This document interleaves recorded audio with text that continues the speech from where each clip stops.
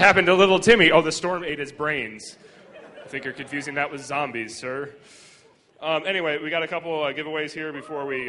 yeah, I said that already, right? Yeah. I could tell my DEF CON story about the Switch being thrown to the audience again as a giveaway thing, but I'll save you. Woo! I've heard that 5 times, jackass. Hey, Internet, catch. Sorry, I'm taunting the online viewers. I'm about to get a lot of hate mail. Like, you dick. All right, so the first 2 T-shirts are from Ghetto Geeks, and they've been kind enough to give us some T-shirts to give away. Please visit them. And you're all leaning back like you're entitled to get these T-shirts. But what I want to know is who in the room's taking the time to provide feedback on feedback.shmoocon. All right. Sweet. Technicolor even. Could someone colorize this? We can call Ted Turner. All right. It's 7:02. It's time for the keynote. So in years past, we've gone and we've invited keynotes and important people in the community to come talk. I'm not saying you guys aren't important. Not this year. But this year was a little different. It was, when we were looking at the talks that had come in, we saw the talk that Marsh and Steve had submitted about their work in discovering the TLS authentication gap and how they interacted with the community, and a bunch of really interesting details about how this whole thing went down. We thought, that would actually be fantastically interesting to everybody. As a plenary group, let's get everybody together, let's have them tell this story. And it didn't seem fair to give them 20 minutes to do it, so we said, hey, do you want a keynote on Friday? And they, I think, shook a little bit, but they seem to be okay with it, so I don't think they're too nervous, which is good. But I was actually on a podcast, I forget which one, Securabit. I was on like 3 podcasts last week, which was 3 more than ever before. And we were on the Securabit podcast and actually got a little bit of a taste of what this was about. And it's a fantastically interesting story, what they went through, not just from a technology perspective, but the whole process and what you guys actually had to deal with, but from the people that liked what you were doing and didn't like and whatever. So hopefully it's a little bit of a shaman storytelling, get a marshmallow out, hold it up over your flashlight or something, and make yourself a s'more while these guys tell you a story about TLS. So welcome to ShmooCon, guys. Thank you.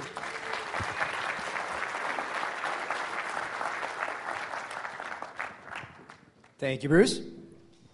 Okay, well, so we're going to move on here. If I can get this PowerPoint to work right. Sorry, I'm new at this. So I thought I'd start out just for a second here. By the way, I'm Steve Dispensa, and this is Marsh Ray. Hello. And I thought I'd start for 2 seconds here and give you a little bit of context because it's not going to make as much sense without it. So Phone Factor, which is where we work, is not remotely a security research company. We're an authentication software company, and we've had some really great security researchers working for us over the years, but this isn't exactly what we do for our day job or even really our night job. So with that little bit of background, we do have a little bit of a history on VPN software and security protocols, which Marshall will get into in a minute as to how we found this. And then above and beyond all else, we have a very special credential, which is that Marsh's parents are actually named Alice and Bob.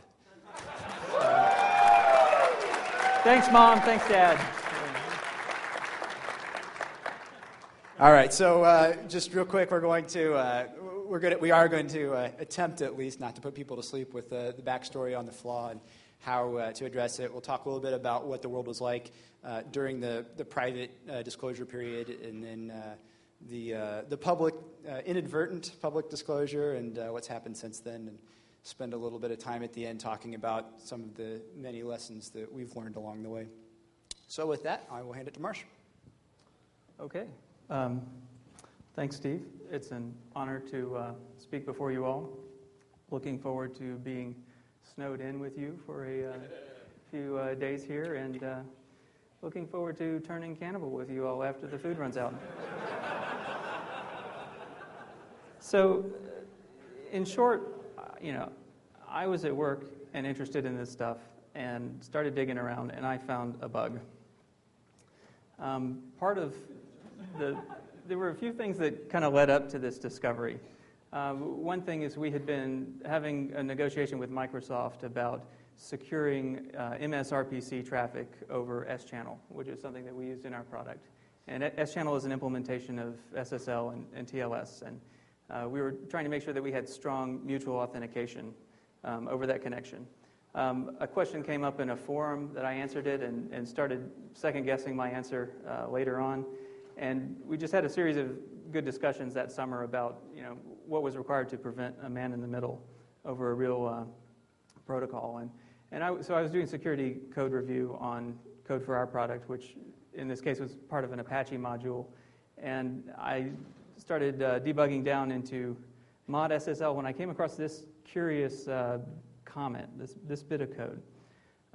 It says, to allow authentication to complete in this auth hook, the solution we use is to fill a buffer with the request body and then to re-inject that request body later. This is a part of code where it's handling client certificate auth. Client certificates are they're not the most common way that SSL is used for securing websites, but it's used occasionally. But normally you wouldn't want a client certificate on your home page. You would set aside a certain subdirectory and configure that subdirectory to require a client certificate auth. But the effect of that is that the web server can't actually insist on receiving a client cert from the browser until after it's seen the request and it can look at the directory path of the request. At which point, if the client certificate is needed, it will renegotiate the SSL and TLS. How many of you have used SSL somewhat? A little bit. Okay. Of these, how many knew it could renegotiate? There we go. Yeah. I didn't really know about it either. And I came across this in the mod SSL documentation. This comment down towards the bottom, it says, in many configurations, the client sending the request body will be untrusted. So you could have a denial of service attack in this case. An untrusted client could make the web server consume large amounts of memory.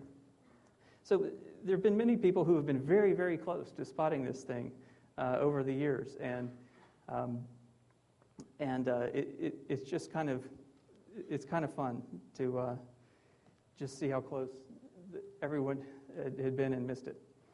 So this looked very suspicious. This coding construct. Not that it couldn't ever be done right. That you re-inject untrusted data into something that's authenticated.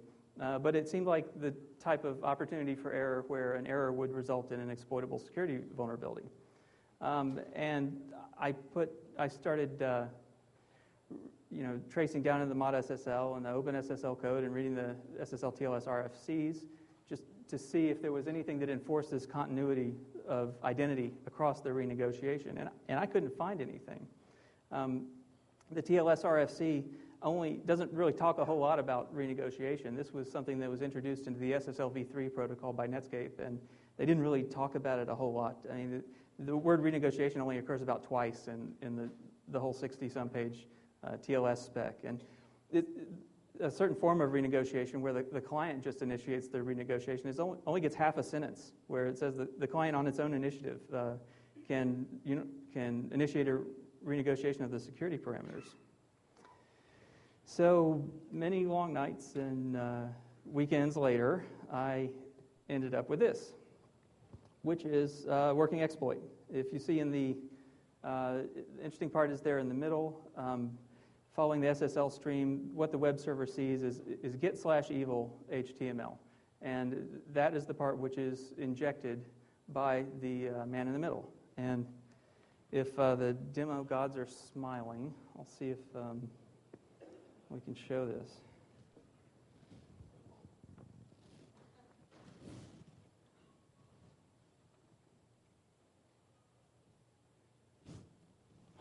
We were told it takes about 30 seconds for these projectors to come back on, so it hasn't actually broken yet. That's true. There's still time. There we go. Okay, so this is my own box, my own web browser. Just, pretend you're going to a secure site, and click here. We have a nice secure website with a nice pretty picture here. All right, and when I change the routing just a little bit to enable the man in the middle, and I launch the attack program. The next time I click on this link to go to the secure website, clearly you can see there's a man in the middle. So, And the worst part about this is that the client is not able to tell. There's still the secure lock icon up here in the address bar. The input looks normal to the client. Oh.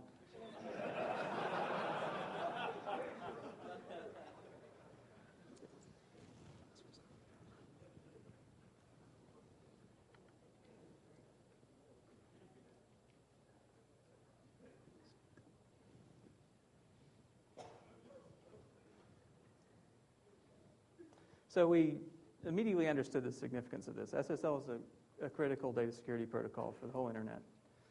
It was badly broken. I hadn't ever had the occasion to start a blog before. I decided this was a good enough reason, but I didn't want to drop a 0 day, so I typed up a summary of, a concise summary of what the flaw was, made a SHA-1 hash of it, and posted that as an initial post. Soon afterwards, John Callis told us about the Nostradamus attack and how that was kind of a dumb thing to do. But there are 3 basic attacks to this TLS. There's the case where a client certificate is required, and that can trigger renegotiation from the web server. There's a case where the web server might be configured to allow different cipher suites based on different directories. That's probably not a real common case. And then there's the case of a client-initiated renegotiation that we initially kind of discounted that why would that ever be enabled on a web server anyway? And then there's another attack where the web browser, which is providing client certificate credentials, those credentials are able to be taken by a man in the middle and then and transported to any other web server on the internet that will accept those client credentials and be used to validate the man in the middle's evil request. So, we were wondering about what is really the scope or the impact of this? And, the client certificate, that's not used by most websites, but it is used by very important websites who have special needs for security. The Cipher Suite upgrade attack was cute, but it really amounts to reason number 1001 to disable HT access files in a shared hosting web service. And the client-initiated attack, we weren't even sure that it would work. Back up 1 second.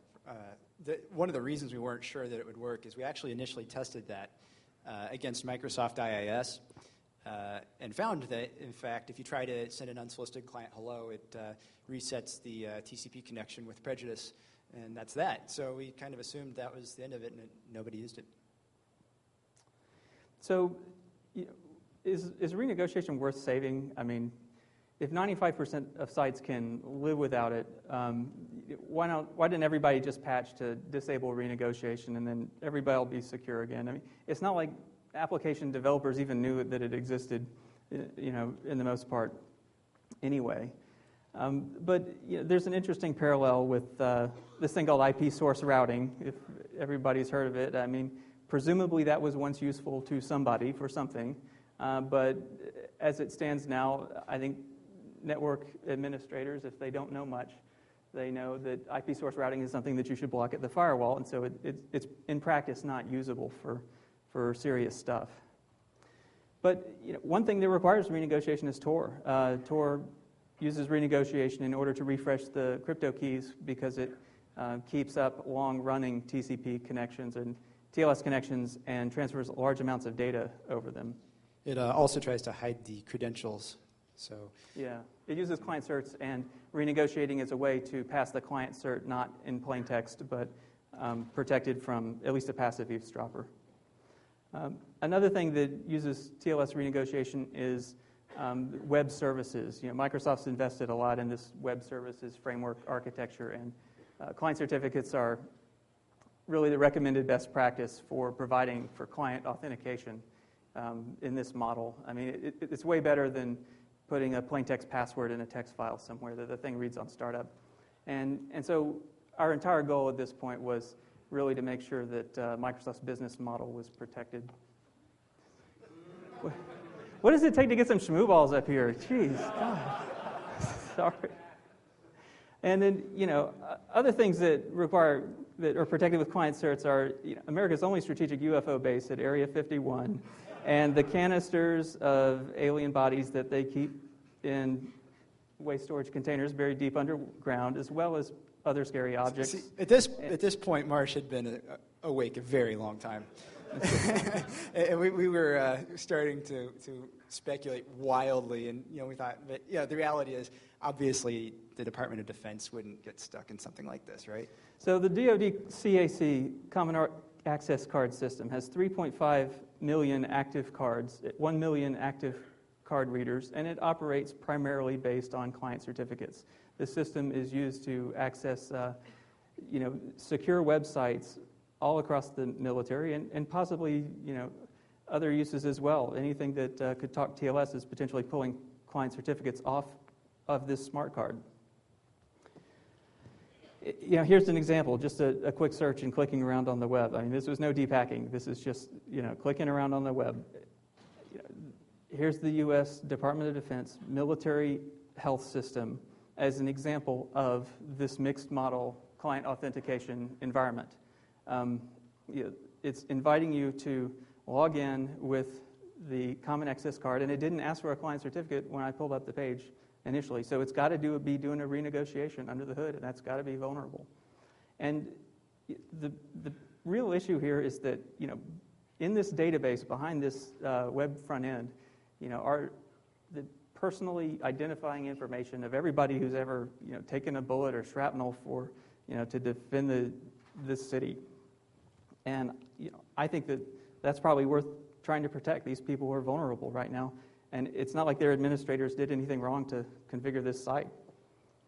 That's not the only site. There are other publicly accessible URLs that require a client certificate. I mean, in this example, it shows that it's Microsoft IIS serving this, and IIS has the helpful behavior of doing a renegotiation anytime a client certificate is involved. In other words, it can't possibly be configured, documentation notwithstanding, it can't possibly be configured not to renegotiate. These people have to have a patch. Maybe we could hope that these systems all fall under physical security, that, the CAC card is only accepted for websites, on, say, a base where the IS department strictly controls access. Well, here's an example of a project where they're inviting you to download a CD-ROM and boot from it to give the system some clean image and not save anything to the hard drive. That then, if you could read this text, it says it turns an untrusted system, such as your home computer, into a trusted network client, and plug in your USB reader to access CAC-protected DoD websites. Now, we should also tell these people that they should probably protect the ISO download with HTTPS as well.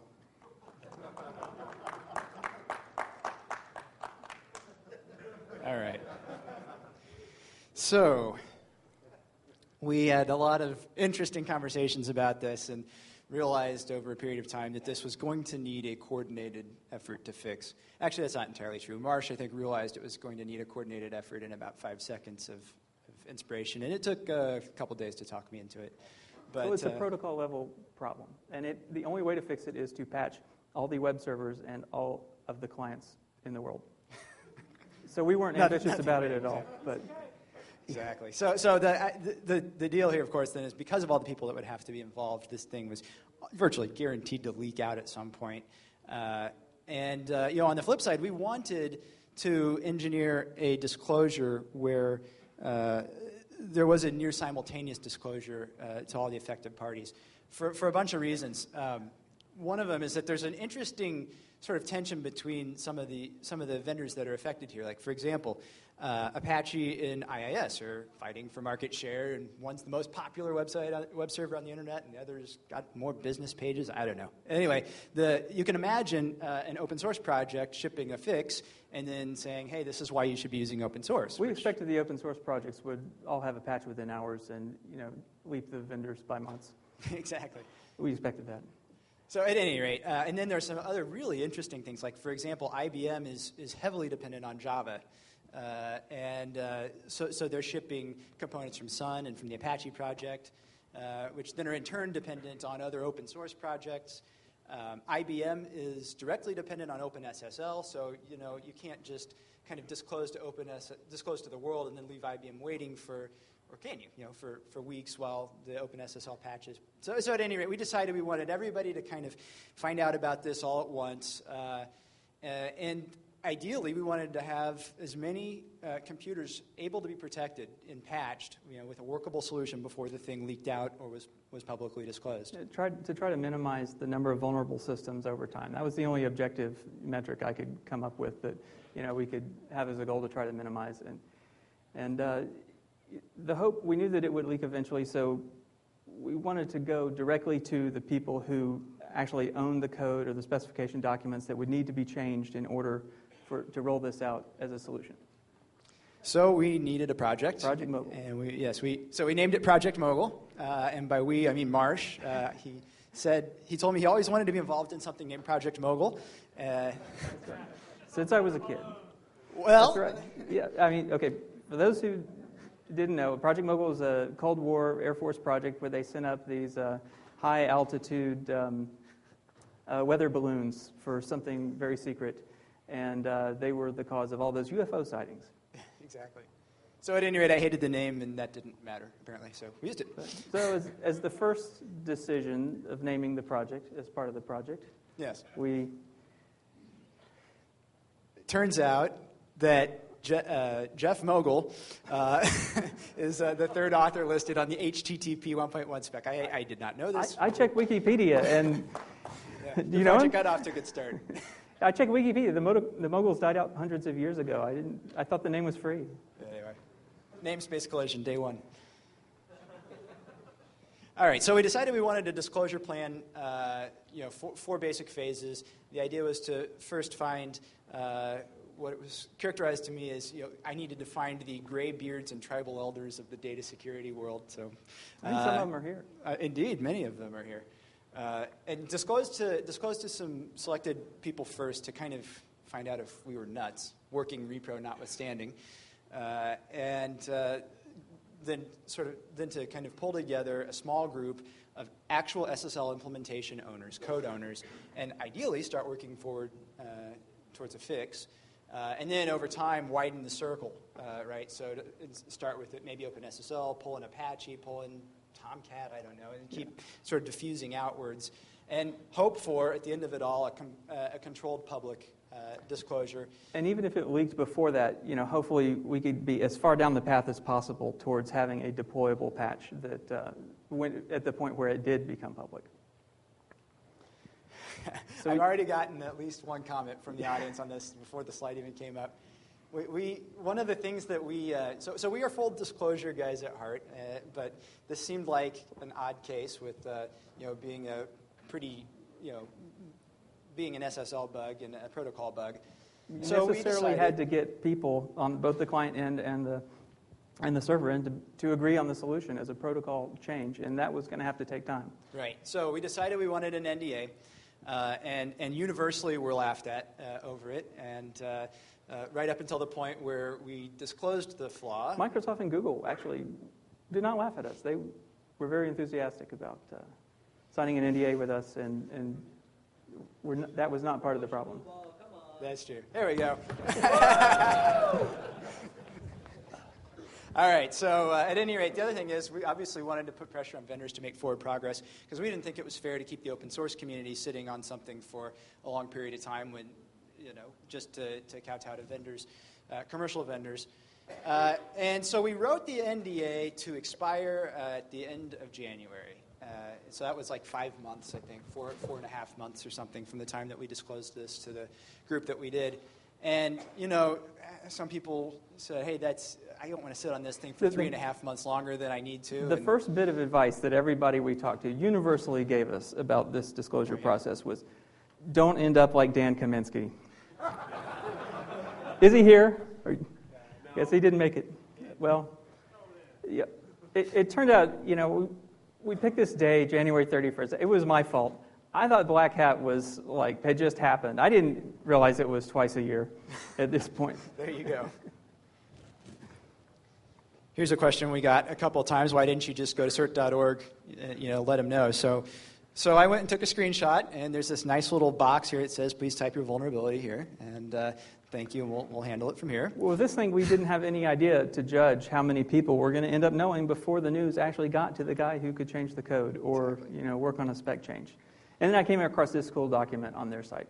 Malicious insiders with ties to the Internet Underground community. Do we have any members of the Internet Underground community with us tonight? Do any of you have hacker aliases? Any of you use IRC channels to communicate back and forth with one another? Anyway. That's right. That was the next line. I cut the quote too early.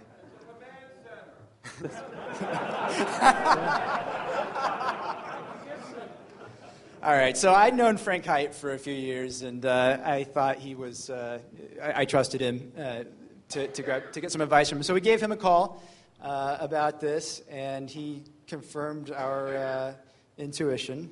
The city is headed for a disaster of biblical proportion. What do you mean, biblical? What he means is Old Testament, Mr. Yes. Mayor. Real wrath of God type stuff. Exactly. Fire and brimstone coming down from the skies. Rivers and seas boiling. 40 years of darkness, earthquakes, volcanoes. The dead rising from the grave. Human sacrifice, dogs and cats living together.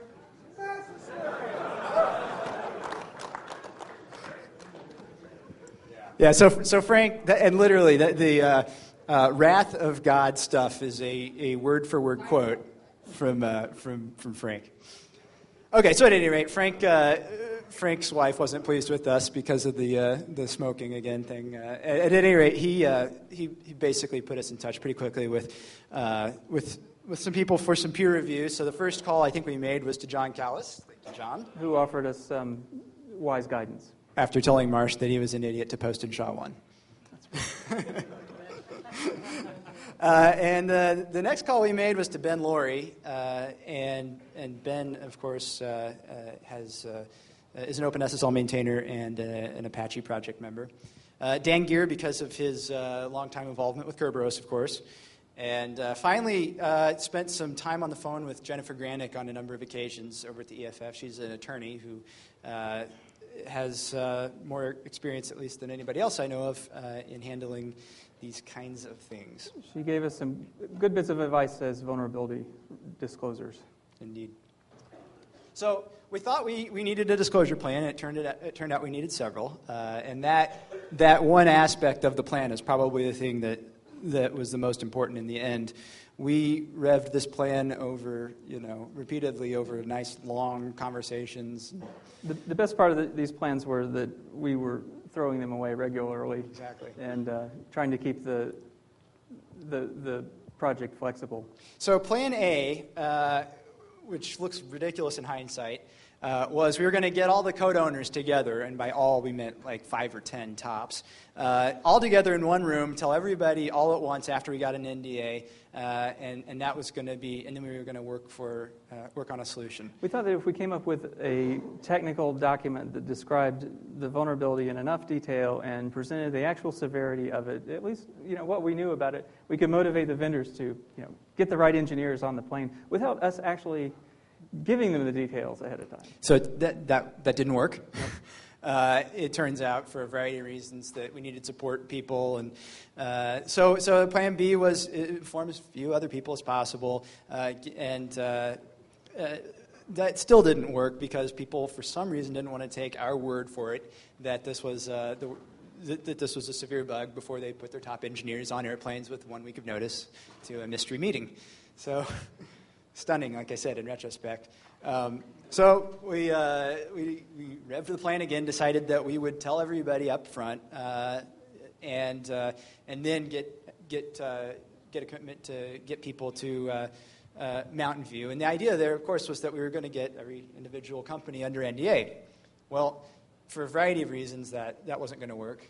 How much time did we kill that week? Oh, I mean, we were working all the time just on trying to get, just discussing NDA issues, for 6 solid days. And, that wasn't the most fun part of it. And then we started to figure out, even if we personally sign NDAs with all of these companies and we get them all in a room together, they're not going to have NDAs with each other. So they're not going to be able to talk with each other, and it would be an N-squared problem. The whole thing was just an insane experience. And Believe me, on more than one occasion, we were incredibly tempted to abandon the NDA idea, but we ultimately never did because we had some help finally from iCASI and Google and a couple of others that had group NDAs, and it turned out that we didn't have to do as many as we'd thought. So by getting an NDA with Google, by some amazing coincidence, it turned out that they had somebody in almost all the important open source projects that we needed. So that we actually did it. We managed to get everybody disclosed within about a week, which we have deemed in retrospect as simultaneous. Well, we didn't get everybody. But we intentionally wanted to err on the side of leaving deserving parties out, even though just to err on that side and not risk a leak as much as we actually needed anybody. One of the interesting things that happened was we managed to demonstrate this bug to Ben across the internet, and I think this was the first time that any code other than your laptop had run this, had been involved in this thing, or at least outside of your close control. The close first time this attack transited the internet, to my knowledge. Yeah. So. IBM absolutely refused to sign an NDA with us. Yeah. Period. They didn't find out until the iCASI meeting. Microsoft was enthusiastic about talking with us. They got the info maybe a weekend earlier than everybody else. So at any rate, we were pointed to this group called iCASI, which I'd never heard of, by several different groups, and eventually wound up disclosing to Steve Manswick of Juniper, who was sort of iCASI's project manager on this thing. And we pulled in, all these companies turned out to be relevant, and we really didn't even expect that necessarily going in. But even like a company like Nokia, for reasons we'll get to in a bit, turned out to be useful on this. More useful than some. The Red Hat lawyers worked the weekend to tweak the NDA for us. Sun, we never got past the form of type your vulnerability here. No, that's not quite true. We talked repeatedly to people at Sun who wouldn't let us past the please type your vuln here box. Well, because you can email the guy that gets the form if you want. Yeah, exactly. Apple, we didn't absolutely know that they had their own TLS code, and we had heard that they weren't entirely friendly to vulnerability researchers. So, and then, as Marsh said a minute ago, there were a lot of others, and frankly, we would have changed the list that we disclosed to if we had it to do over again, knowing what we knew. But we were trying, again, to limit scope. Oh, one thing real quick before we jump on here. This scope limiting thing turned out to matter. So someone reported via IRC the exact date and time of the meeting. They're off by a day. Of the meeting at Google. Yeah, so at this point, it was starting to leak out. It had already started to leak, exactly. We managed a meeting on September 28th, or maybe it was the 29th. We got about 45 people there, about a dozen companies. We presented the technical details, showed packet captures, discussed the severity and impact, and we had Eric Rescorla, chair of the TLS working group, who, along with Nasko Ozkov, and from Microsoft and Steve, kind of independently had the same idea, had identical proposals for a fix. And Rescorla was uniquely suited to write this up as an internet draft for proposing a formal solution. Oh, and one other thing that happened on the plane on the way out there, by the way, is that's the point where Marsh finally got around to getting client-initiated renegotiation working. I told him it would work all along, but Yep. I only got a chance when we were on the plane. Yeah. And it turns out this terrible case of client-initiated renegotiation. IIS is not susceptible to it, but just about every Apache and everything else that is a SSL server using OpenSSL is susceptible to the client-initiated renegotiation attack. So just quickly on the proposed solution, and then we'll jump past this. But basically, the problem is that successive handshakes aren't cryptographically tied to one another. But SSL has this message called finished, which has a verified data that is explicitly designed to be an integrity check on a handshake. So the idea is basically send that verified data again on the next handshake to prove that you had the last handshake. So the client and the server have to cooperate to do this. In order to, they have to cooperate to prove the non-existence of the man in the middle.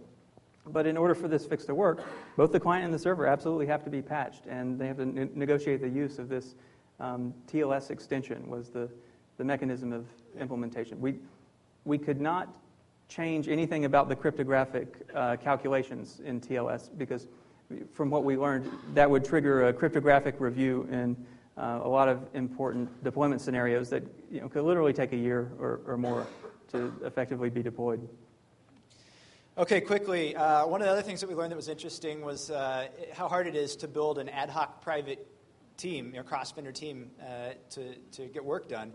I'm sure there's a better way than what we wound up doing, but nobody that was involved seemed to know it. We wound up getting some help from OPSEC Trust to set up like a private wiki and do some vetting. We tried to find a way to set up a private mailing list. We wound up setting up a normal mailing list and then just telling everybody to be sure they used PGP, which, subject lines weren't encrypted, and remember that. How many of you all have a PGP key ready to go right now? I think this is the crowd where you should ask how many don't. I'm actually more curious about that. So there are a couple people that don't. But at any rate, what we did find is that while the security research community and the vendor contacts did universally have PGP, the product teams and the engineers that were actually going to have to implement solutions to this problem didn't. Almost universally did not have. And sometimes we're completely forbidden from even using PGP in a work environment. Turns out Silk is a pain to get going. We've been using it internally for several years now, but so I think we had about 5 people on a private Silk channel. And we're opening this channel up just as soon as somebody can get us op again, and we can remove the key.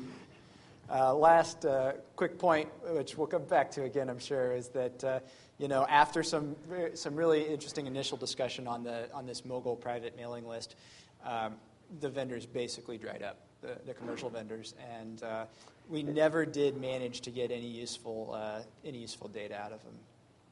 We had some interesting technical conversations early on, but later in the process, the discussion turned more and more towards vendors wanting to argue the cat bag issue, and it became less constructive. So we did get some quick initial implementations of safe renegotiation. So I only point this out to say that there was working code for this solution in October at worst, and I think some even in September. One of the other things we wanted to do is to disclose we were trying to disclose all interested parties, and so we wanted someone in the U.S. government. So we went looking for a powerful, well-connected organization with wide-ranging reach, both domestically and abroad, and who would be very interested in a bug that had obvious intelligence implications.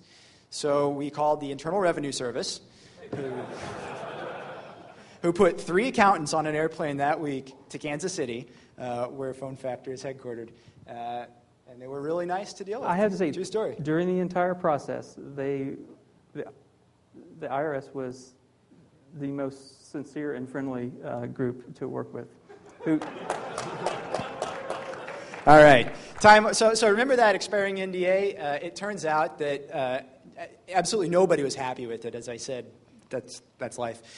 Work was going really slowly after the initial burst of activity. Well, we saw very little evidence of progress towards the technical solution from most vendors. So we did find out quickly was that January 31st couldn't possibly work as a date. It's not a Patch Tuesday, so that's meaningful. Believe it or not, I didn't realize it was meaningful beyond Microsoft.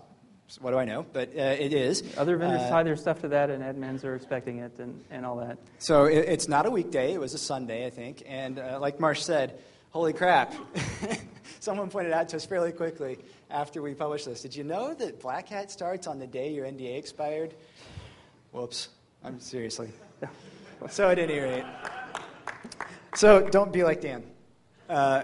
So by late October, I was on repeated phone calls with the vendors and with Steve Manswick from iCASI. Everybody was begging that we postpone publishing the research beyond that. And actually, what they're really asking for is, can you extend the NDA? Which, of course, we couldn't, right? I mean, it's a contract. We're done. We can't unilaterally extend it. And that was not an accident. So, like, the NDA that John signed expired, and we kind of had in the back of our head that John wouldn't feel bound to extend out of the goodness of his heart just because Microsoft didn't want to work it into their dev timeline. We told the vendors maybe we could ask nicely, but that's about all we can do. So our position never changed officially, but I have to say, behind the scenes, Marcia and I started arguing pretty heatedly about whether or not we would say wait till the next Patch Tuesday or whether it was just going to be January 31st. But the reality is we found So, out fairly quickly. Is the audience getting a sense of just how tedious it is talking about NDAs by this point? Yeah, I mean, I'm this really was sorry about that. Three weeks or a month now. Yeah.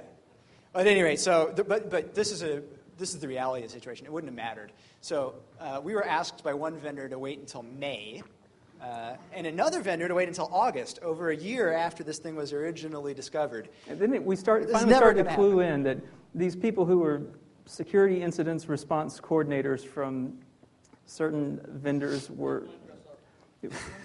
I don't know. They were there for one reason, to delay the process. To delay End the of story. process, yep. All right, well, the good news is we didn't have to work it out.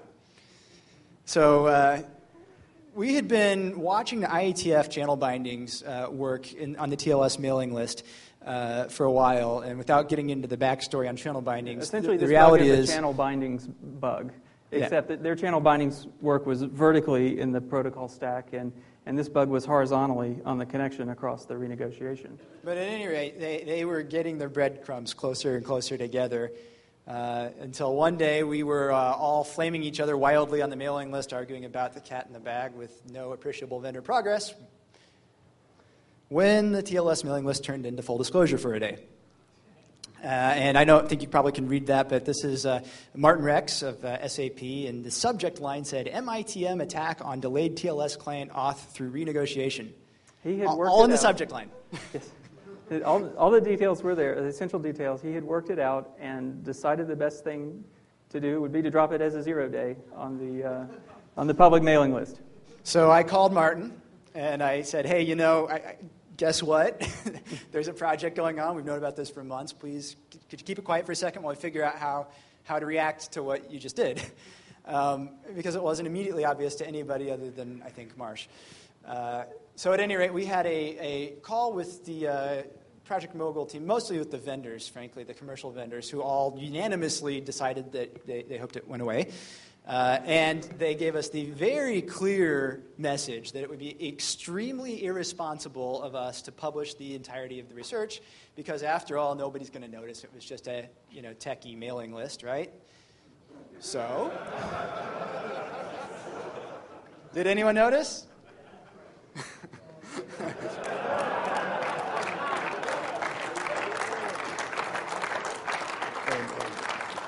So HG has a couple followers on Twitter, I think.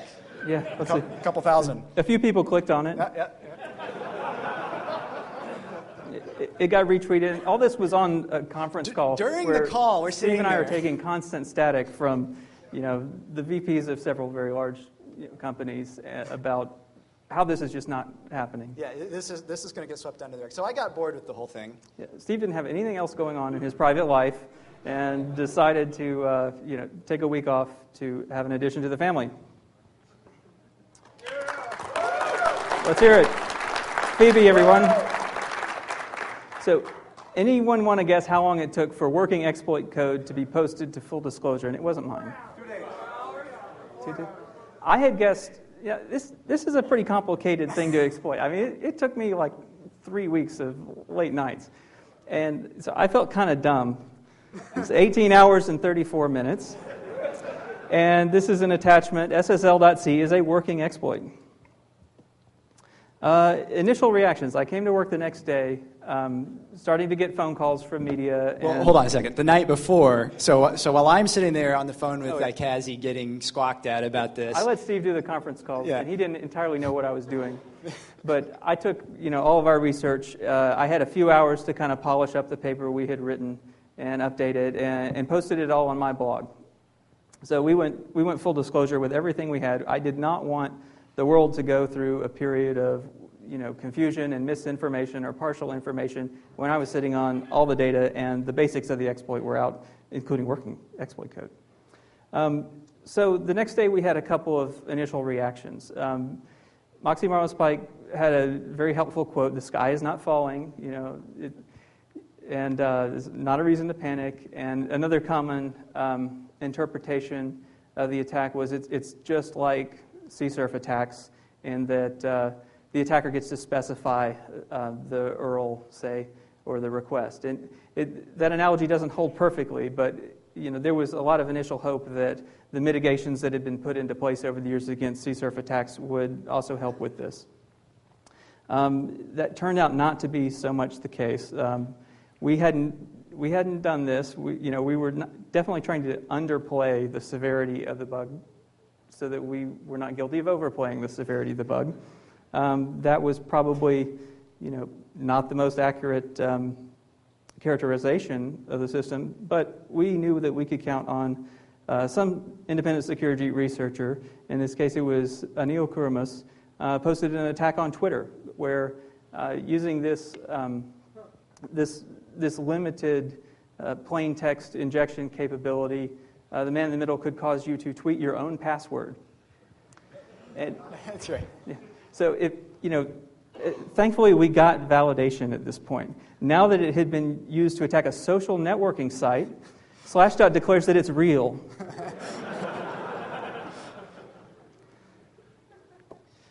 Is this a Twitter password? Is that a problem? Yes. So, one thing, as I said, we're not a vulnerability research firm, but we are a password augmentation company. And I like to keep track of some of these stats. And there was a 2007 report from Sophos that 41% of users use their same password for Twitter as they use, for everything, right? They only have one password that they use everywhere. We're talking VPNs, online banking, you name it. And, that can't be good, right? But it's actually worse even than that, in the sense that just because you make an attack on Twitter work doesn't mean that that's the end of it. And this is something that we had been trying and failed to communicate repeatedly. These top layer protocols, app layer protocols, are not built... HTTP, IMAP, right. POP. And even the apps that are built on HTTP. They're not built to tolerate the sudden disintegration of the secure socket layer that they thought they had underneath them. So if it happens that an app layer protocol isn't vulnerable to this, it was luck. It was pure coincidence. Because, these app layer protocols were sold a secure sockets layer. They weren't sold something that you had to be incredibly careful about registering for the right callbacks in the right order, or maybe they were. But you either have a guarantee of continuity of authentication across the entire connection, or you don't. And it was there in SSL v2, and it silently went away in SSL v3. Nobody realized it, and then it was gone in TLS. And, it's a bug, and the fix restores that continuity. But, there was some initial confusion there because we erred on the side of, not being too alarmist about the effect of the break. Now, now that this was public, we could actually make a lot more progress than we were making in what it kind of amounted to a stalemate on the PGP protected, the private secret Project Mogul mailing list with the commercial vendors. So one of the guys that we had involved, as Marsh said, was Eric Rescorla from IETF. He's the TLS working group chair. So he had an internet draft ready to submit day one, and he did. He knows how to write those things. He does. He's pretty good at that. Exactly. So actually, as you pointed out to me earlier today, in that sense, we didn't have a 0 day. There was at least, the protocol was broken, and there was a patch for the protocol day one. That was one of our goals, and that goal I think we met, that we were able to present a viable solution along with the public disclosure of the vulnerability. With a minor exception. So we didn't have great data from these vendors ever. And they were sitting on mountains of data by their own admission, and they never shared with each other. Statistics that you could gather from looking at the TLS handshakes from large packet captures that you would have if you were like a core router vendor or something like that. For example.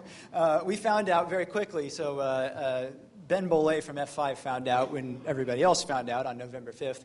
And shot Marsh an email and very quickly provided useful statistics for the first time ever.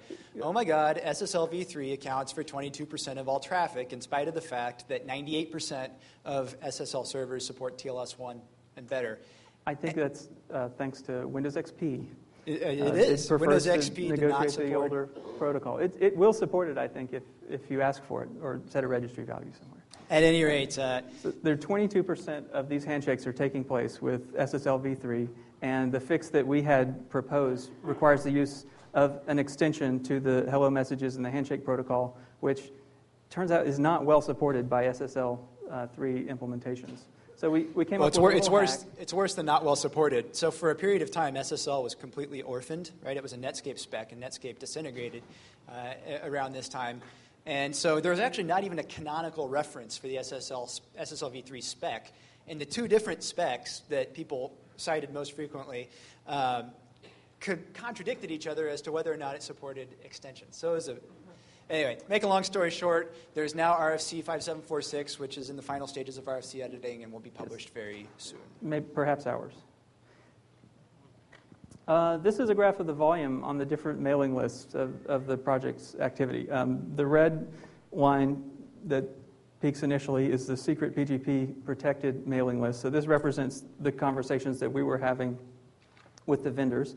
And we had some good technical discussion early on, but as you can see, that there's the middle peak, and then it kind of starts to drop off and taper off, and most of those were flame wars. And so, the private activity, it's hard for us to say that, there was real meaningful progress being made there. But as you see, on that November 4th where it was disclosed, there was kind of this big, oh crap, discussion happening on the private list simultaneously with the public TLS list, which is the line in blue. And as you can see, the volume on the public list got amazingly high, 70 messages per day, and it's normally, 4 or 5 at best. So there was, and then the public list kind of had to go through this whole cycle of understanding the problem as well, and we had a solution right there to present to people, which was even more of a shock because that's absolutely not the way the IETF is set up to work. Is they want to deliberate and agree on things in the open. So everybody on the IETF essentially wanted to start the whole process at the beginning at this point, and maybe that's what needed to happen. Just real quickly, so we are in a world where the vendors have, many vendors have disabled renegotiation, which was the kind of the Armageddon scenario in the sense that the protocol would just released a patch just go away, right? To just disable renegotiation. Apple has disabled renegotiation and broke Tor. Thanks, John. And this was our nightmare scenario. Right now, as we speak, things are teetering on whether or not renegotiation is going to be a useful aspect of the TLS protocol going forward, or is it going to be shot down at every halfway inspecting firewall that it crosses.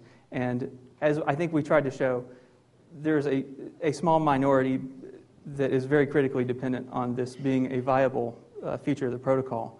At Phone Factor, we set up a web page to track the status of different vendors and their patches. One commercial vendor has not just shipped commercial. code. Actually, it's right. Vendors, one vendor has including shipped code. commercial and open source. Anybody happen to know? Cisco. Opera for the win. And, way to go, guys. This is Opera. Point out the webpage there. 10.50 pre-alpha that implements the upcoming RFC, and it is connected to the most secure website on the internet right now, which is mikestoolbox.org. Mike has his personal implementation of TLS, which is the first server side to implement this extension. And so this connection here between these two pieces of software is the most secure and fully functional SSL TLS connection on the web right now. Exactly. Ever.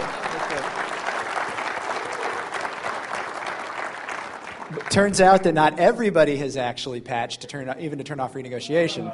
All you guys who typed in a credit card number, you're owned. All right. SmooCon. Yeah. Did Opera fix it with the verified data extension, or did they just disable? They fixed it with the correct extension that makes renegotiation safe again. Lots of vendors have just disabled it outright. All right, this is where we talk about the experience a little bit, and it was kind of crazy. First things first, this clearly security bugs are a no-win situation, but what struck me, even though I was advised by some pretty close friends that have done this before, it's really hard process. I mean, everybody hated us for a period of time in there, and I mean, it's like you can't possibly satisfy anybody. And we spent a lot of time thinking about how to do this. I mean, we spent hours. My poor dog has been walked around the block God knows how many times while Marcia and I yammered about this thing. And, okay, not only is it traumatic for vendors and it's a no-win situation, it's anyone who has the appearance of trying to win from this security vulnerability is really Yeah. They're Dan Kaminsky. All right, so there are actually other problems with SSL. Who knew, right? So, of course, we knew this going in, but for whatever reason, being protocol guys, at least I thought for sure that a fundamental break in a fundamental data security protocol would be really important stuff. And when we got to the Google meeting, Eric Rescorla goes, "Isn't this like the fourth break in SSL this year?" I mean, think about SSL strip. Think about CA vendors that do this. That have notice that username and password link there on an HTTP page. So anybody with a sniffer now has your. All your browsers are trusting these guys, by the way. We found out that we couldn't do a good job. Was that a question? Well, no, it was the form point. It's not what I downloaded, what I uploaded. Yeah, well, the form came down in clear text, so a man in the middle could sub it instantly. You can't see where you're How do you at, know but- where it's going? Right, you can't possibly know where it's going unless you really know what you're doing. Yep. So we didn't have data that we wanted to have, that we needed to have going in, so the solution we came up with was suboptimal. Maybe if we had had decent data going in, we could have saved a month or a month and a half in the IETF without having to goof around with the SSL3 thing that, frankly, caught us completely by surprise. We got this question a couple times. Is the IETF security process broken? Oh my God, how did this happen? Well, it might be broken, I don't know. But this is not the IETF's bug. At least it wasn't originally. SSL was written by was standardized by Netscape, it was ownerless for several years. The IETF, by the way, the IETF did, it was found in the context of an IETF mailing list before it was disclosed by anybody else. Yeah, so 14 years later. 14 years later. I do think the IETF could have done a better job at adopting this legacy protocol. But all right, one last lesson for our slow disclosure friends or no disclosure friends. Or responsible disclosure friends. There was, back to this 18.5-hour exploit here. Looking at this, again, it struck me this wording might be a little curious. It might not work with up-to-date OpenSSL. What could that mean? And so I emailed Pavel and struck up a friendly conversation with me. And he was happy to share things, and he had been working on it before, and I think the final line tells it all. His exploit was finished on January 2007. 3 years ago. 3 years ago. So take that, all the people who said that we would be irresponsible in accelerating the process faster than they were comfortable with.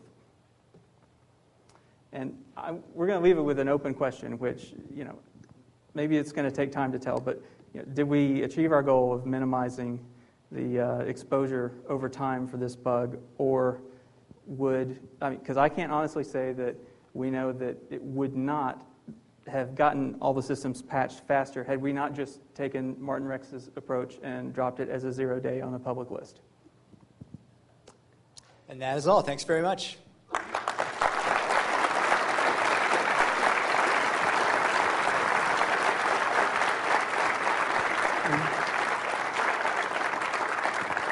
We'll hang out for any questions. Yeah, I don't know if We didn't Bruce, stop. if anybody has questions, if we have time. Otherwise, we'll hang out afterwards for questions as well. You, sir, in the black. Actually, how about we do this? We'll have that. You can come up and ask questions in a minute, because I know a lot of people, their stomachs are eating themselves, so it might be the easiest way to do it. What? Parking passes. What about them? Parking passes are at the registration desks. So on Sunday, when you feel like leaving and it's safe to leave and you can get your car out of hock, you can get your car out of hock for cheaper. You can get them today if you want. But anyway, so every year, you go to a conference, the keynote comes up, you always give them something, like it's like a piece of paper, and they're like, oh, hey, that's nice, I'll put that on the desk and never forget about it, because it's this little thing, and I remember it. So what we started doing last year, and we're going to continue on, is you can't possibly hide this in a desk drawer. And last year we were remiss. We gave out the animal without tagging it, so now we've tagged them. These are actually livestock tags, which it turns out are really hard to put on without the right tool. So we nearly broke our fingers a few times trying to figure out a way to do this with the tools I had in my garage. But we eventually got 2010 keynote written on this thing. So here you guys go. There's your moose heads. Hang them with pride. So thanks very much. I appreciate you guys coming on. It was fantastic. If you have questions, come on up. Otherwise, we will see you tomorrow morning. There will be administrative at like 9:45, and we'll be starting at 10 o'clock sharp. So thanks for coming.